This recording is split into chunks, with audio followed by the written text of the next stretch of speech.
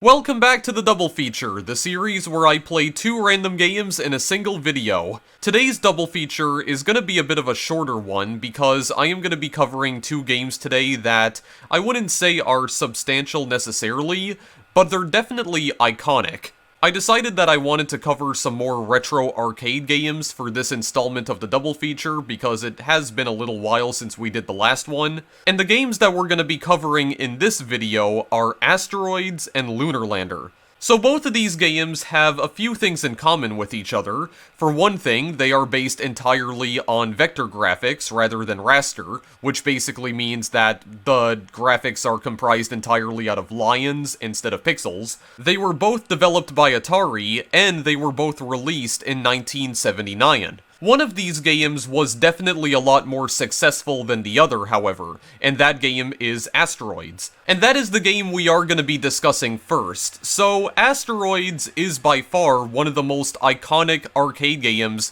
of all time, really. It was one of the most commercially successful titles to emerge out of the golden age of arcade games. The premise of Asteroids is pretty straightforward. You control a ship in space, and you have to destroy every single asteroid that appears on the screen. Once you've managed to clear the screen of all the asteroids, then you move on to the next level. Much like many games from this era, there was no actual ending to Asteroids, and the game basically went on indefinitely. Occasionally, there were some UFOs that you had to destroy as well, and there were two different types of UFOs, a big one and a small one. The big UFO usually fires bullets at complete random, while the small UFO usually targets the player directly. The UFOs had to be destroyed as well if you wanted to get through all of the levels, although the UFOs would eventually disappear from the screen over time.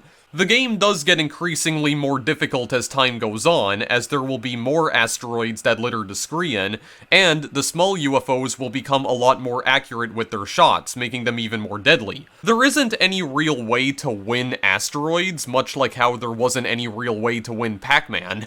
Because of the fact that the game has no proper ending, it just kinda goes on forever.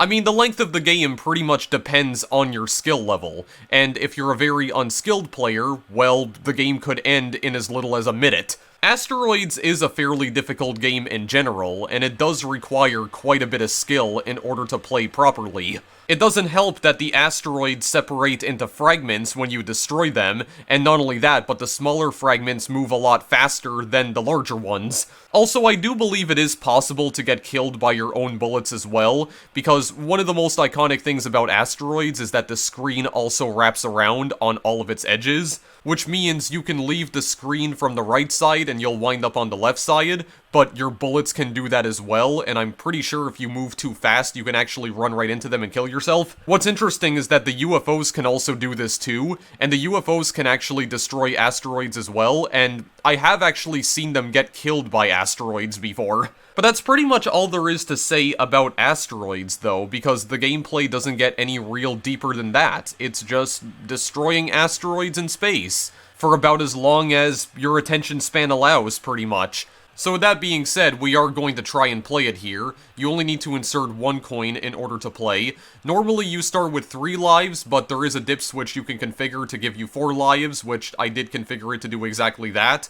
I have no idea what this center mech and right mech thing is, but you can apparently set this all the way up to X6, and center mech you can set to X2. I don't exactly know what that means, though. And yes, I am playing this on an emulator, by the way. That doesn't really matter. We're gonna go to 1-player mode. There is a 2-player mode in Asteroids as well, but for now we're just gonna go to 1-player because I'm not playing this with anyone else. So, if you were playing this in an arcade cabinet, or on an arcade cabinet back in the late 70s, there were 5 separate buttons that you use for moving your ship around, but because I am playing this on an emulator, I am going to explain the keyboard controls. Also, I got killed because I was too cheap to move out of the way. Perfect. Yeah, so if you're playing this on the MAME emulator, then you use the Alt key to use your thrusters, you press Control key to fire bullets, and you use the left and right arrow keys to maneuver your ship around. So you'll notice that a big UFO just got killed by an asteroid. Well, I mean, that is what I was explaining earlier. They can actually get killed by asteroids, and you just saw it happen right there. Yeah, so what we're trying to do here is that we're trying to destroy all of the asteroids and the big UFOs on the screen. I think the game refers to them as saucers, but I don't know, UFOs is just a lot easier. So yeah, you'll notice that the smaller fragments do move a lot quicker. So normally you start out with these really huge asteroids, and then when you start doing damage to them, they will split apart into smaller fragments that move a lot more quickly.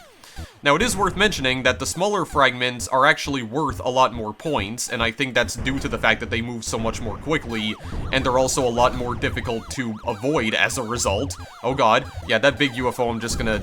Yeah, I think the movement of that UFO is also random as well. Their bullets don't fly forever, they will disappear eventually. Your bullets also act the exact same way.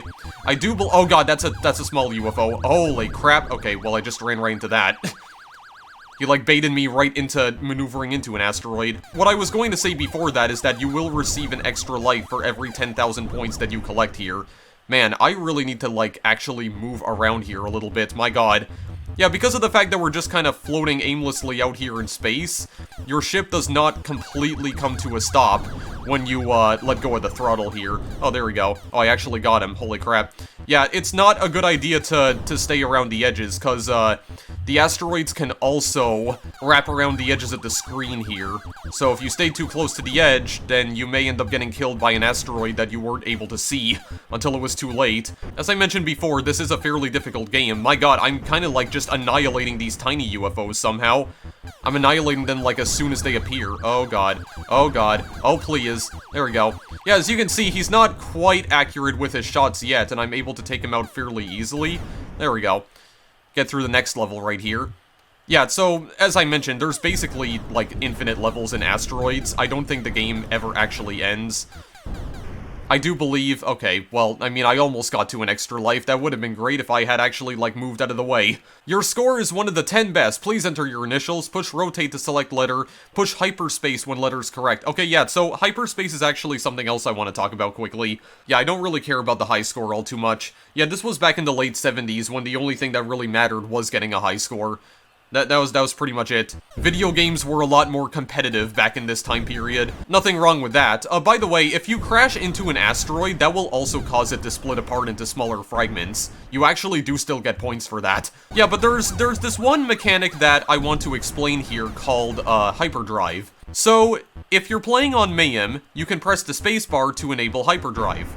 And as you can see, I hyperdrove right into an asteroid.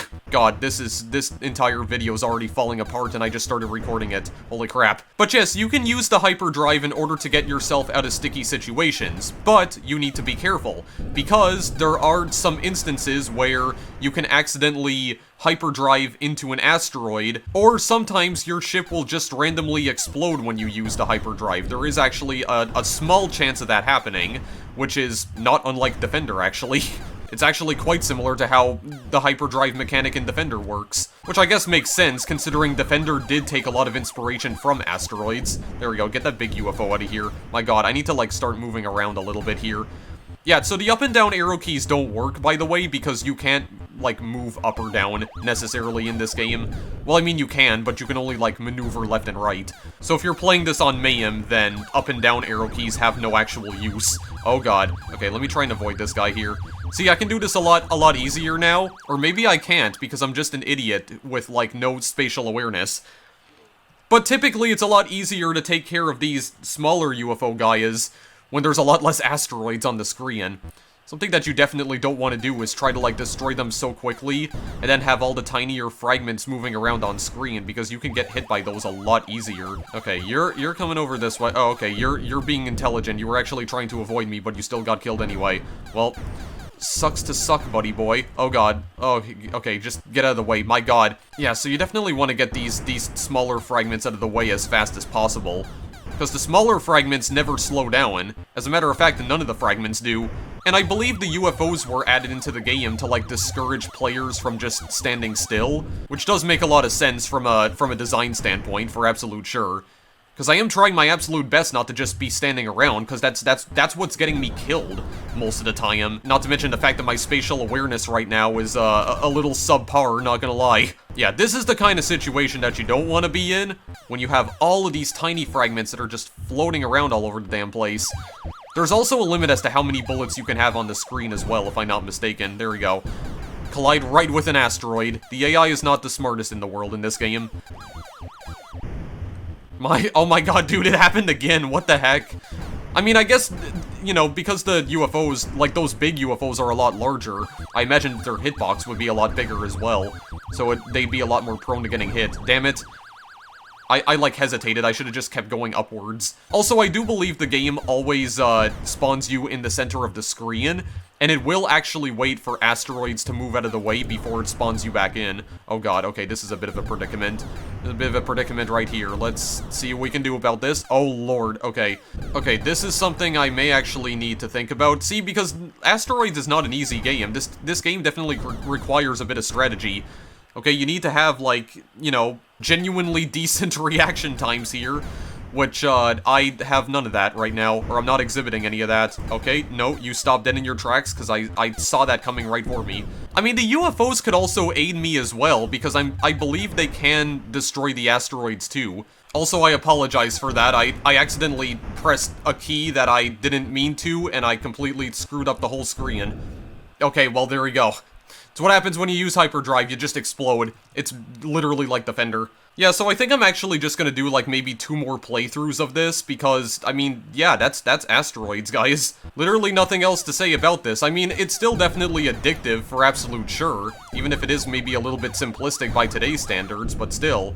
I mean, this was back in 1979, man. You know, this was the best you could do with, you know, with the technology back then. I mean, these sorts of vector graphics were pretty much considered cutting edge at the time, and compared to everything else that was on the market at the time, it definitely looked a lot more stellar than, you know, pretty much every other game that was coming out in the arcades. It definitely has replayability even today, I would say. Like, I still enjoy playing this from time to time. Oh my god. Okay, holy crap, what is happening right now? Oh my god, I'm actually playing kinda decently for a change? I can't believe it, even though I'm not actually moving. Okay, hang on a second, I should probably fix that then. Yeah, okay, well, so much for starting to move, because then the small UFO just murdered me. Like, instantly. But yeah, that's basically it for Asteroids, man. Floating around in space, shooting some space rocks. I don't know why. I don't know what the space rocks ever did to you. I mean, yeah, it's definitely fair to say that the game is ultimately pointless at the end of the day, but I mean, still fun, and that's what counts at the end of the day. Doesn't matter if it's pointless. Like, the fact of the matter is, Asteroids was actually a genuinely fun game that required, like, a decent amount of skill in order to play properly, which is probably why it was so popular to begin with. It's another one of those games that really does prove that, you know, story doesn't really matter in games. We don't need no story or plot or lore or any reason for destroying these poor little space rocks and just wiping them from existence. No. The fact of the matter is, it was fun to do that, and that's what counts at the end of the day. The fact that it was so fun to destroy all of these random polygonal asteroids in space, I mean, they look a lot more like mushrooms to me personally. Like, do any of you guys see that? Kinda shaped a lot more like mushrooms, or at least some of them are. I imagine the placement of all these asteroids are random. Yeah, like that little piece right there, that kinda looked like a mushroom. You know, they have like the little, like the little cap and everything, and what is the bottom part of a mushroom called? I don't think it's the stem. Whatever, you get what I'm trying to say, right? Or maybe they look like, they might even look like polygonal popcorn to some degree. I don't really know. I can't tell if I got killed by my own bullet there or not. Actually, let me try this out for a second. Alright, let me just reset completely here, and I wanna try something out here. If I just fire and then just start, like, moving in this direction right here, well, I mean, I'm probably gonna end up crashing into some of the asteroids, but that's fine. I'm trying to just, like, test something out here. That's why I enabled multiple lives to begin with. Like, what if I shoot some bullets in a very specific direction and then I like, move back around to try and intercept them? Like, what if I do something like this and then go back around? Oh god, this might actually be a little bit difficult. This may be a little more difficult than I thought. Actually, no, I could do that by just standing still, couldn't I? I think I could. Yeah. Let me try this, and then go... Wait a second. This freaking UFO's annoying me right now. Get out of here. Okay, well anyway, it's not really that important. I tried that for a little while longer, but I think it's going to be way too difficult trying to fire bullets in a specific direction and then turn back around to try and run into them, so whatever. I don't think it's really all that worth it. Right, so I think that's where I'm going to ultimately terminate my gameplay of Asteroids, because that's pretty much the whole game. You have to destroy all the asteroids on screen, occasionally engage in battles with UFOs, and it's pretty much just rinse and repeat indefinitely. Players who are a lot more skilled at the game will definitely be able to get a lot further than everyone else, that's for absolute sure, and I feel like the amount of time you would sink into this game would ultimately depend on your attention span. Like, I wouldn't say that Asteroids has anywhere near the same amount of replay value as Pac-Man, but I still think it's fairly obvious why this game was such a huge success in the arcades back in the late 70s, early 80s. Like, it was a simple concept that was executed flawlessly. And it was also really simple to understand. Like, you control a ship, you have to destroy the asteroids and occasionally UFOs, and there wasn't, like, any other layer of complexity beyond that. The premise of the game is conveyed pretty clearly from the very beginning. It really feels like one of those just one more round kinds of games, where you're constantly trying to beat your own high score. You may perform exceptionally well on one run, but then, as soon as you get a game over, you think to yourself, I can do a lot better than that. So while it may look extremely primitive by today's standards, I think it's pretty clear to see why it was so popular. It was fast-paced, it was exciting, it was genuinely challenging. There really was no other space shooter like Asteroids at the time. It had all the marks of an instant classic, which it ultimately ended up becoming. Asteroids was not a sleeper hit by any stretch of the imagination. It was popular from the very day that it launched. And I think it's pretty easy to see why. It is arcade shoot-'em-up perfection. Anyway, that's about everything I wanted to discuss regarding Asteroids, so might as well just move on to Lunar Lander now. Let's do it. Right, so the last game I want to talk about in this video is Lunar Lander. So, this game came out a little while before Asteroids. I think it only came out a few months prior. Much like Asteroids, it is also a vector-based game, and I do believe it uses the same vector-based technology that Asteroids uses. So this is a game where you're piloting a lunar module, the same kind of lunar module that landed on the moon way back in 1969. It turns out that there's an entire subgenre of games that are based around landing the lunar module on the moon. Lunar Lander was not the first of its kind, but I think it's fair to say it is by far the most iconic example of a Lunar Lander game. So the premise of this game is that you have to land the lunar module on very specific sections of this mountainside right here, which I assume is on the moon. Some landing sites will give you more points than others. I believe they can give you up to 250 for the most difficult landings. The landing sites will change for every successful landing or crash that you end up committing, and the terrain loops on itself infinitely on the horizontal axis, which means you can keep going to the right,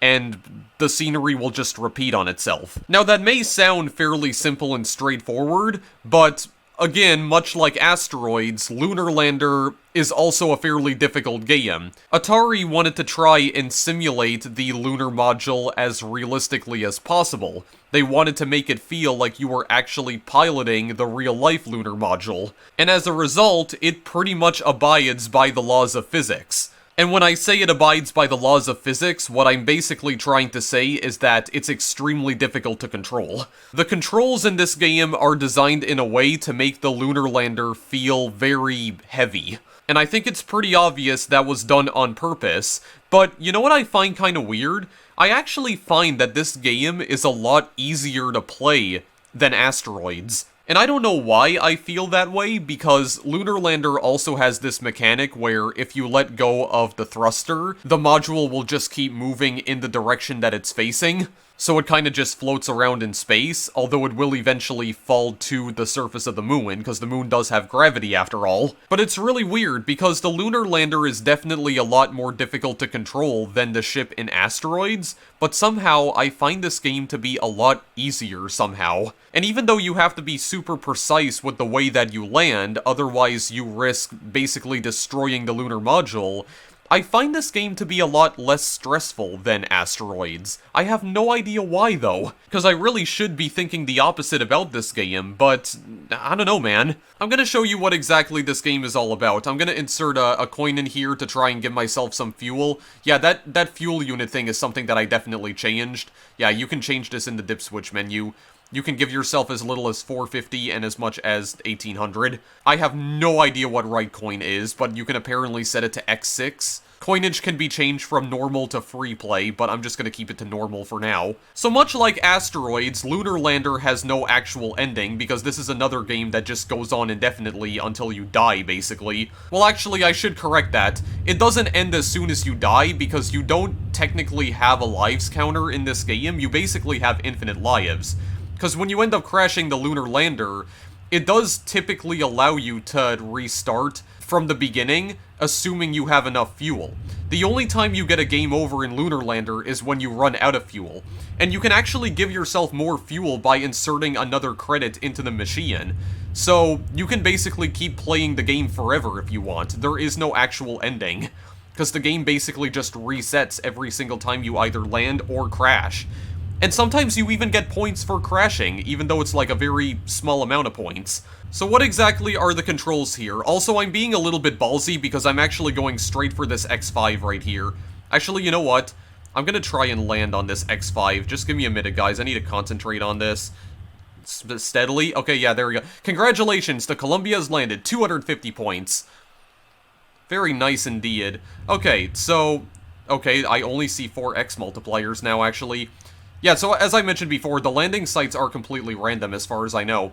So, if you're playing this on Mayhem, use the left and right arrow keys to maneuver the lunar module around. Yeah, up and down don't work. By the way, maneuvering the Lunar Lander around so that it's facing a different direction, that also uses fuel. You can hold down control in order to engage the thrusters. If you were playing this on the actual Lunar Lander arcade cabinet, there was a handle that you could pull to engage the thrusters, and how much power you exerted on the thrusters, or how much power the thrusters would exert, depended on how hard, or I guess how softly, you would pull the handle. So if you pull it much harder, you get more power, and then if you pull it more softly, then you get less power. Here we go, 4X, land it, nice, Eagles landed, 200 points, very good. Landed right on top of the mountain. To tell you the truth, I've never actually seen the X4 landing pads before. And I've played this a fair amount off-screen before recording this. Yeah, so you can also combine thrusters and maneuvering the Lunar Lander around, like steering it basically, in order to go in different directions. However, if you want to try and like maneuver it back over here, then yeah, if you want to try and go like to the left right here, yeah, that's going to require a great amount of throttle, or a great amount of thruster power, and you are going to be burning a lot of fuel as a result. Does the Alt key do anything in this game? I don't believe it does. I do know that there is an abort button as well, which you're only really supposed to use when you're in a very sticky situation, like if you are about to crash the module. It's basically like a course correct button, where the module will reorient vertically by itself, and it will engage the thrusters to full power to try and prevent it from crashing. You only want to do that in emergency situations, though, because it uses up a lot of fuel. I believe it uses up about 89 units of fuel every time you use it. That's quite a bit of fuel. Hang on a second. Course correct a little bit. Nice. There we go. Congratulations. That was a great landing. 250 points. Yeah, so you should only use the abort option for when you're in a really bad situation. But this is kind of what I was talking about when I said that I feel like this game is actually a lot easier to play than Asteroids. Because for one thing, there are no enemies in this game. The only real enemy is gravity. And gravity is fairly easy to overcome in this game as long as you have fuel, basically. And because of the fact that this game is trying to be fairly realistic with the way that it simulates the lunar module right here, you have to take into account that you need to, like, burn the thrusters for a few seconds in order to slow down completely. You can also see your altitude and your horizontal speed and vertical speed at the top right-hand corner of the screen as well, and it also shows you the direction that you are actually heading in. So you see that I have, like, eastern horizontal speed as indicated by the arrow pointing to the right, and then my vertical speed has an arrow that's pointing downwards, which basically means I'm falling. And it also keeps track of the amount of time that you've spent trying to land the lunar module. I do believe that timer resets every time you land it. So yeah, you're just basically trying to get the highest score possible. And like I said, the game only ends once you run out of fuel, and you can actually give yourself more fuel by inserting another credit into the machine. Oh, Jesus. Okay, there we go. Eagles landed 250 points. So it is also possible to get hard landings as well. And if you perform a hard landing, you will still receive points. However, you will receive a lot less points because you kind of screwed up, basically. Like, you came in with a hard landing and you kind of, like, damaged a lunar module a bit. I think you can get upwards of 10 points if you completely crash the lunar module, and you can actually see it disintegrating when you crash it. But other than that, guys, that's basically Lunar Lander for you. There's nothing else to this game other than that. One thing that I do think is kind of neat is that when you get closer to the landing sites, the game will actually zoom in to give you a better look at the landing site, so that way you can adjust the orientation of your lunar module a lot better, and you get like a much better idea as to how it's oriented. Oh god, I'm actually low on fuel. Yeah, see, the only issue with being low on fuel is that it creates this beeping sound in the background that does get a little annoying to listen to after a little while, not gonna lie. Oh god. Can I do this without fuel? Oh crap, I don't think I'm gonna be able to. Alright, well, you're about to see what happens when you get a hard landing. You landed hard, you're hopelessly marooned, 60 points. Sucks to suck. Oh, I got 1,010 points. That's binary, technically. Yeah, so I was able to demonstrate the hard landing. Yeah, and then for some reason, the demo just shows the lunar module kind of floating aimlessly through space. I don't really know what that's all about exactly. I can show you what exactly it looks like to completely crash the lunar module. I don't think you get any points for crashing it into a mountain. I think if you crash it on the landing site, you get 10 points. If I'm not mistaken? I don't really know. Let me try and crash it here just to show you what exactly I'm talking about. And remember, you technically have infinite lives in this game. Every time you crash, you just start back from the beginning as long as you have fuel. Yeah, kind of like this. There you go. Oh, I got 5 points for that. Auxiliary fuel tanks destroyed, 213 fuel tanks lost, there were no survivors. You get 5 points anyway, though, so there you go, pity points. Yeah, you do lose fuel, but it's like, you know, you don't get a game over instantly. You do technically have infinite lives. As a matter of fact, how much fuel can I give myself, I wonder? Does it roll over? Okay, no, it doesn't actually roll over. The limit is 9,999. I imagine the score probably can't go any higher than 9,999 either. And speaking of which, there was something that I forgot to mention about Asteroids when I was playing that earlier. It's not possible for the score in Asteroids to exceed 99,990 due to the fact that the score counter in that game can only display up to 5 numbers at once. So when you get to over 100,000 points, it just rolls over. But you can still easily calculate how many points you actually have, even when it does roll over. I do believe the high score for that game is somewhere within like 40 million points or something like that. It's like a ridiculously high number. There we go, congratulations, you've landed 200 points. There we go, very nice. Yeah, I think the world record score for Asteroids is like over 40 million points or some ridiculous number like that. Yeah, you wouldn't be able to tell from the game itself though, because the game's score doesn't go anywhere near that high. Yeah, so I mean, this is basically Lunar Lander, guys. You just do this, like, ad nauseum, or ad infinitum. I think ad infinitum is, the more appropriate, like, Latin term for this. Yeah, you just, again, this will depend on how long your attention span is, because this does not have an actual ending.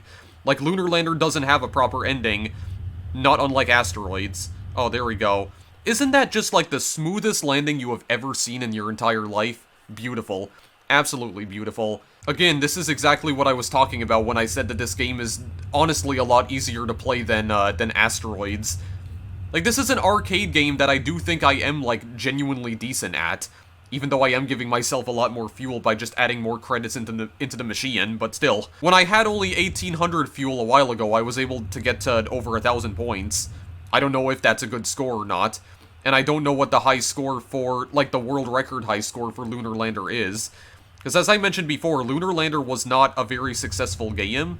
I mean, it was, like, moderately successful in the arcades, but it didn't sell anywhere near as many, units as Asteroids did.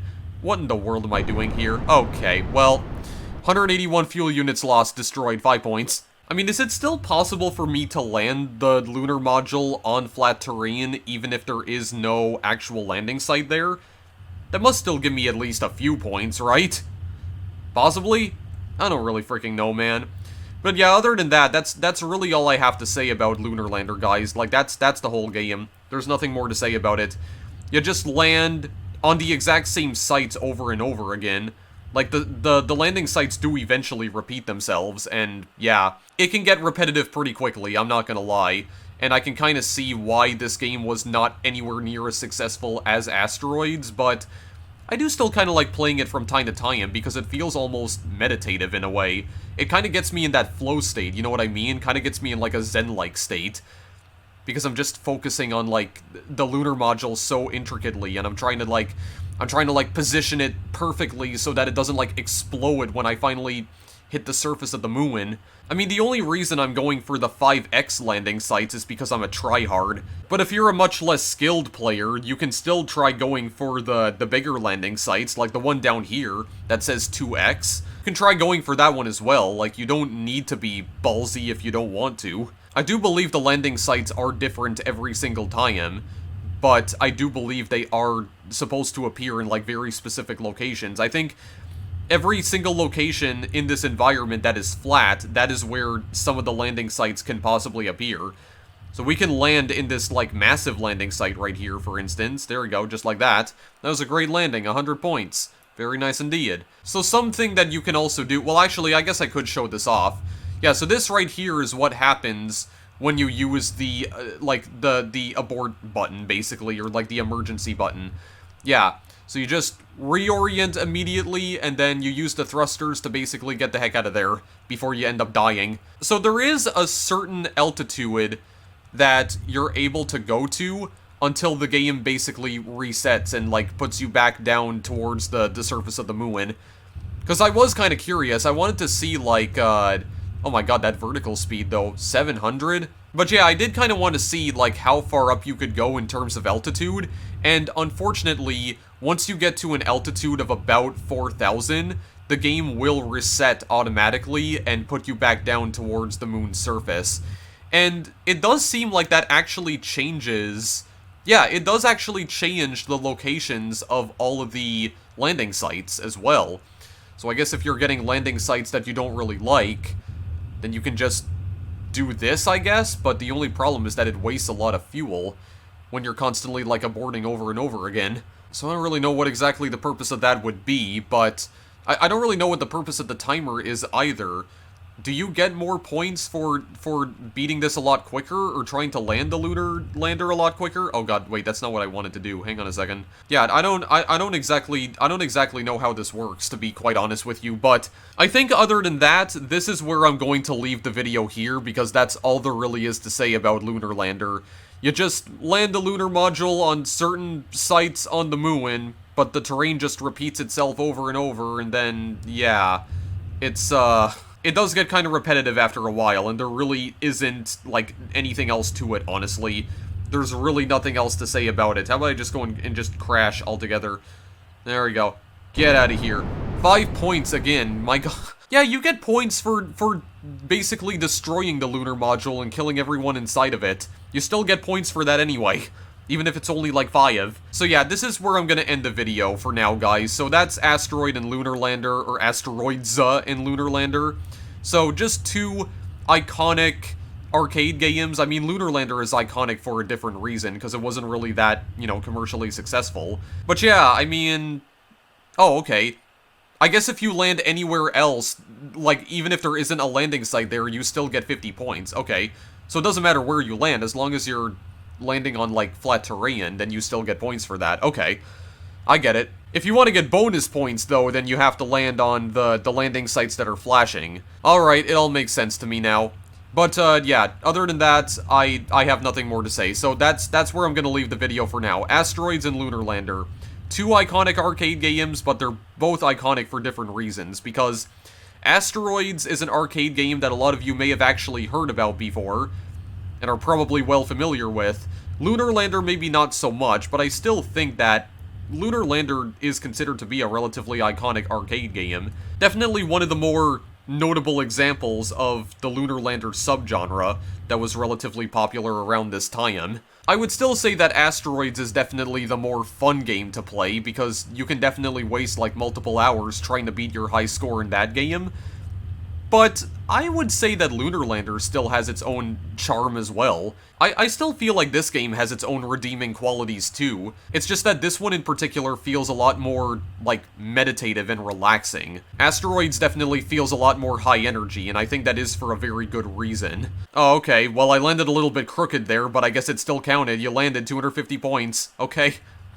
Wasn't sure how exactly that was going to unfold there, but anyway, I am going to just pause the emulation here for now, because I'm done playing this. So yeah, I hope you guys enjoyed what will hopefully be a much shorter episode of the double feature, at least a lot shorter than the last one I put out. These were two arcade games that I did want to talk about for a little while, and I'm glad that I was finally able to. I didn't spend too much time with either of these games today, because there's really not a whole lot of things to discuss about them. They are pretty simplistic.